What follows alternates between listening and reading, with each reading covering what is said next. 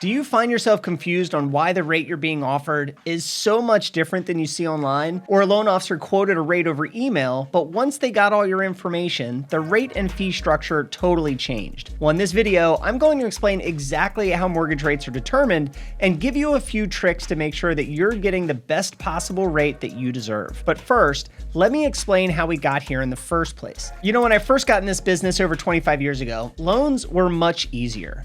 If you qualified for a conventional loan, your rate was pretty much the same as the next person's.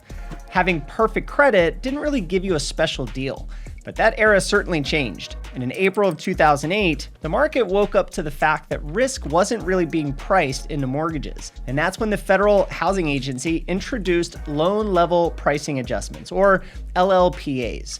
Now, why should you care about some industry jargon? Because understanding LLPAs can potentially save you thousands, help you spot hidden opportunities, and explain why your rate might be different than what you see advertised online or even different from your neighbors. So what are these LLPAs? You know, I love the car insurance analogy. Just like insurers charge different premiums based on your driving record, your car type, your location, LLPAs are essentially risk-based fees for conventional mortgages, those that are backed by Fannie Mae and Freddie Mac. The Federal Housing Finance Agency, which is known as the FHFA, sets the rules. Basically, the higher the perceived risk based on certain factors, the bigger the adjustment or the hit to your interest rate or the points charged. You know, in our last video, we talked about paying points and upfront fees to the lender. And LLPAs are essentially just that, fees or points that the agencies charge in order to give you the best rate they have available. Now, here are a few key factors that influence your rate. Credit scores. This is a big one. You know, today the best pricing starts at 780 and above. And then every 20 points you drop from there leads to different adjustments. This also changes based on the next big factor, which is your down payment.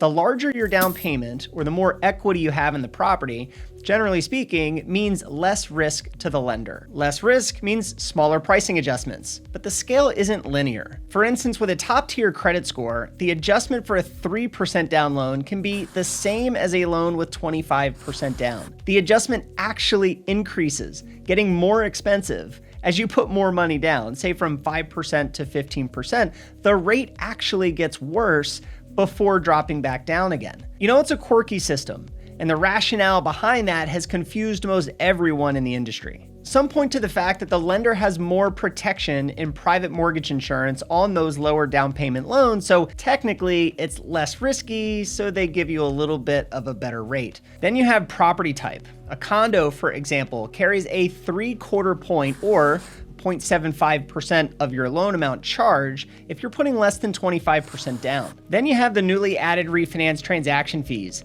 These have their own set of LLPAs, again, varying by your equity position and your credit score. Another big one is the high balance loan adjustment limit. This catches a lot of people off guard. The standard FHFA loan amount in the US is $806,500. Now, there are some markets that are determined to be high cost living areas like the DC metro region.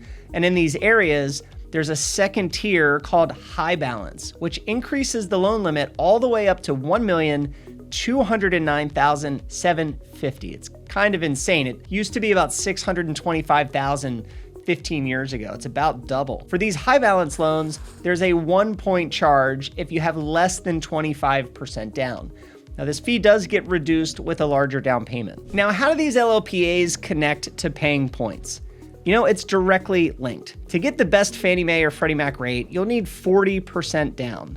Now, let's call that the par rate in a 0-point loan. You can get that same exact rate regardless of your LLPA charges.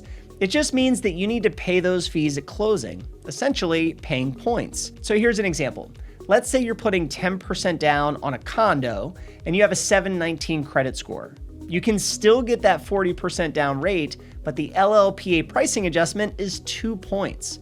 But what if you had a 780 score and you were putting 20% down on a single family home? That would only cost you 3/8 of a point.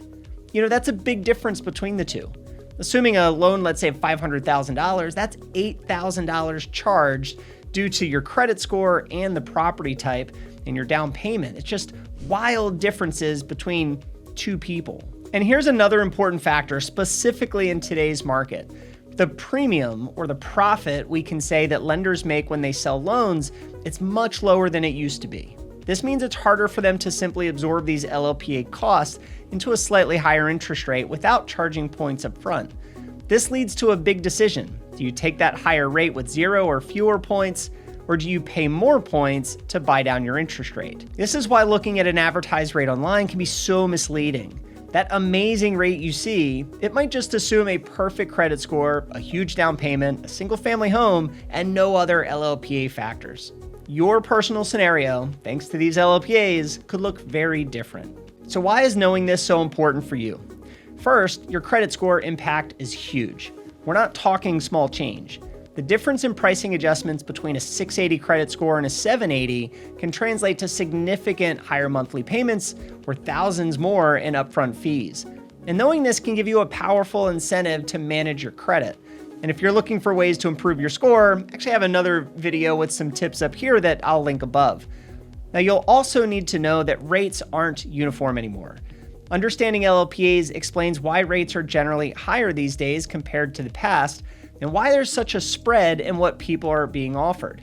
It's not arbitrary. It's risk-based pricing. But if you're a first-time homebuyer, you might be in luck and can just forget about everything I just said. The First-Time Homebuyer LLPA Waiver is a game changer. Now, this is a big one. Those pricing adjustments can be completely waived if at least one person is a first-time homebuyer, meaning they haven't owned a home in the past 3 years, and your qualifying income is below the area median income, or 120% in the high-cost markets. Now, this is huge. Essentially, this waiver gives you the same rate as someone putting 40% down, obviously, even if you're not. And here's a pro tip. Online calculators and big online lenders, they often don't factor this waiver in. They might not even ask the right questions to see if you qualify. Sometimes we can strategically use only the base income of one of the borrowers in order to qualify and get that waiver. It's a loophole that can save you a fortune, but you need to work with someone who knows how to navigate it. And I'll likely do a whole separate video on this waiver because it's super important, and lenders are totally butchering this and not passing along the savings that they should. So are LLPAs complicated? Yes. Are they a little nerdy? Maybe just a little. But do they matter to your wallet and your ability to get the best possible mortgage rate? Absolutely. Understanding that these adjustments exist, what drives them, and how programs like the LLPA waiver can help you navigate them is very important. And if you came across a scenario where your rate was wildly different than what you saw advertised, please tell us the story in the comments. I love answering all those questions for my viewers because unfortunately, the mortgage industry is now a high-stakes sales industry. Not a lot of explanation, but a whole lot of pushing you to take whatever this great deal is in front of you. And as always, if you're in my neck of the woods, Washington, D.C., Maryland, or Virginia, and you want a personalized look at your situation, factoring in all these details to get the best possible loan, well, you know where to find me, downsmortgagegroup.com. And thanks for watching, and I look forward to seeing you in the next video.